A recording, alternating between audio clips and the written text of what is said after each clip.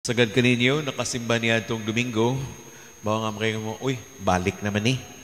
Bago pa gani ning ibasa, balik naman ng Ebanghelyo ha. Husto og sayop sab mo. Husto tungod kay maumaora. Maumaora, dili gyud parehas. Maumaora tungod kay kining maong bersyon na niya itong Domingo. Lahi man to kay Mateo man kadto. Na kini karon San Lucas. So, lahi ang ilahang mga detalye. Ang ato lang ani dili nato ni sila paawayon ning duha, kinsay nagsulti nila sa tinuod. O kinsay husto gyud nga pagkaasoy ang sambingay ni Kristo. Pangitaan natong mga diferensya sila. Ang ato lamang mao nga aduna sila ila-ila nga mga mensahe nga gustong ipadangat sab kanato sa atong panahon karon kabahin sa pagpatigayon sa gipiyal kanato sa Ginoo. Ugon sa man kini iyang gipiyal kanato kay ang diferensya ginining maong sambingaya ang kang San Lucas patas ang tanan og gihatag bulawan nga kwarta ra gihatag apan sa kang Mateo tulo ra ka buok gihatagan nya kini sa kang Lucas na po nya lain-lain day 5 talento tulo ug usa kini patas ang gihatag dinhi sa kang San Lucas nga version. So ito pa, klaro kayo nga kay patas man, sa ito pa ang dili lang kay talento o abilidad ang gisgutan niini, kung dili ang unsa may patas dili kanato. Unas na ang patas na og kinabuhi. Parehata kinabuhi na tanan. Unya, unsa pagilaing equal ta tanan. By virtue of our baptism, kita dunay pagtuo. O para na kumauni siya, gusto ni Kristo nga ipatigayon. Bulahan, inigbalik niya, o inigadto na to niya in our death, des itong kamatayon. Makita siya tubo sa iyang gipiyal kanato.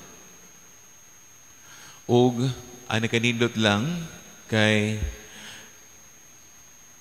dunay wala pa makareport sa asoy ni San Lucas. Kay napulo man lagi ang gihatagan, unya naka-report pa, tulo pa kabuok. 1, nakaganansya o napo. Ang ikaduha, nakaganansya 5. Ug ang ikatulo, walay ayo. Way ganansya. Giuli ra niya ang kuwan. So tapado na pa'y 7 nga wala ka-report. O kinsa maning 7 nga wala pa ka-report? Para paghatag og husay, I presume na kita mao'y wala pa makareport. Unsay ato ang pamaagi sa pagpatigayon sa gihatag kanato sa Ginoo sa atong amo. Ang katong usa nga gihatagan og bulawan ako sa lapi, unya giuli ra niya kay giputos niya og panyo ngadto sa agalon. Tungod kay nahadlok siya sa agalon, istrikto kunuhay, nagkuha sa diliiya, sa tupakawatan, nag-ani sa wa niya ipugas, sa pamura o manglulupig, bintauso, ang iyang paglantaw sa Ginoo. Tinuod ba yun na, nga mao na ang quality sa Ginoo, istrikto, bintauso, kawatan, mahuwag dili iya. Mao ba gyud ang Ginoo? Iya harato nga perception. Og para nako, it's his own alibi. Alibi lamang kadto niya sa iyang pagkatapulan. Og dili mantinggo nga mo risgo unsay gihatag kaniya sa Ginoo. Tapulan, talawan pagayod. Mao ni sa mga hinungdan nga kita dili mo risgo sa pagpatigayon sa pagtuo nato Ang kita magsasangyaw sab sa mga balita ni Kristo. Tapulan, gusto lang tayo sigilag, tulog, bangon kaon, suroy-suroy. Gusto gayahay nga kinabuhi. Unya, unsa may tambag niya unta sa Ginoo niya tumong tawhana. Why hinungdan imo untang gi deposito sa bangko katumawong sa lapi. Si Pope Francis sa iyang wali sa katong 33rd Sunday in Ordinary Time, mao to ang World Day of the Poor. Matag 33rd Sunday in Ordinary Time kay kana sa pa katuk this year ikaupat, fourth to kay nagsugod maning mong celebration 2017 kay during the 2016 in the year of mercy mo man to gikuan niya gi-institute niya naghimo siya kuan sulat.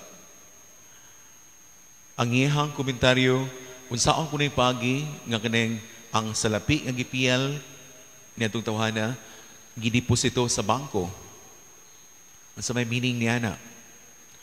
Para ni Pope Francis, katumong gesture of depositing the money in the bank, mao kuno iya haunta nga gihatag ngadto sa mga kabus. Mo niya nga interpretation para pagpahaom sa selebrasyon. Iyang gihatag sa mga kabus kadtong maong salapi. Kay niya lamang pagiha makadawat kini og return. Pagkasayang sa yatong balas sa lapi nga bulawan nga giputos lamang og panyo. Sa bersyon ni San Lucas, sa bersyon ni Mateo, gilubong sa yuta.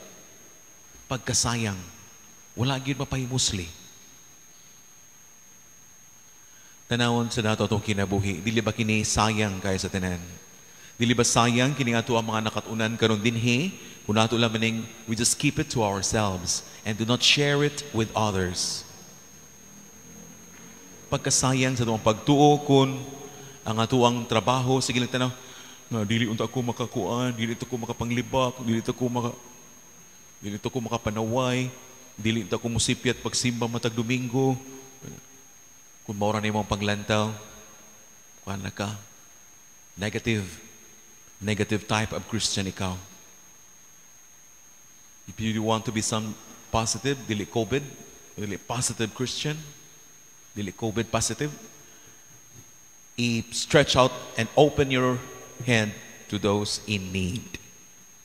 Sa ingon nga paagi, adunay tubo, inig, paningil sa Dios ang iyang gipiyal kanato. Mo hinawat ka sa pangaliya sa Birhen sa Regla, Medalya Milagrosa, nga maurasab na ang inahan sa kanunayng panabang. Hinawatunta nga kita, mahatagan nining maong kadasig, kaisog, o kakugi, para pag patubo sa gipiyal kanato nga kinabuhi o pagtuo nga gipiyal kanato sa itong Ginoong Jesucristo. Mga sa pangaliw usab nila ni San Pedro ug San Pablo kan sa mga basilika sa Roma, dito sa Roma, gi-dedicate sab karon anniversary karon. Hinaot nga kini sab sila mao mga haligi sa simbahan. Aduna sab sila mga grasya nga pangayon gikan sa Dios alang kanato nga mga sumusunod nila silang sa atong panahon. Ug mausab ang patron usab diya sa katedral si San Vitales ug ang Holy Guardian Angels, mamanay patron sa Cebu Metropolitan Cathedral. Kansang piyesta atong gisaulog usab karon. Mga hinaot nga inig paningil na, inig kwenta-kwenta na, dili kita makadungog sa walay hinungdan, walay ayo nga sulugoon, kundi maayo ug buutan ka nga sulugoon. Piyalan ko ikaw sa daghan nga mga syudad ug ambit sa akong kalipay, sa bersyon pa ni San Mateo.